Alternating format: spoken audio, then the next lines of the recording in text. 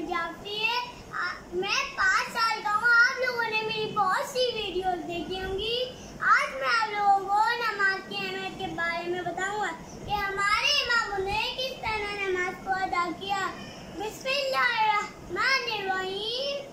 نماز وہ ہے جو پاکوں میں مصطفیٰ نے پڑھی, جگہ کے اپنے ہی قاتل کو مرتضیٰ نے پڑھی, جو چکیوں کی مشقت میں فاطمہ نے پڑھی, گلے لگا کے زہر کو مصطفیٰ نے پڑھی. جو چاہتا ہے عظمت نماز کی دیکھے, میرے حسین کا وہ سجدہ آخری دیکھے.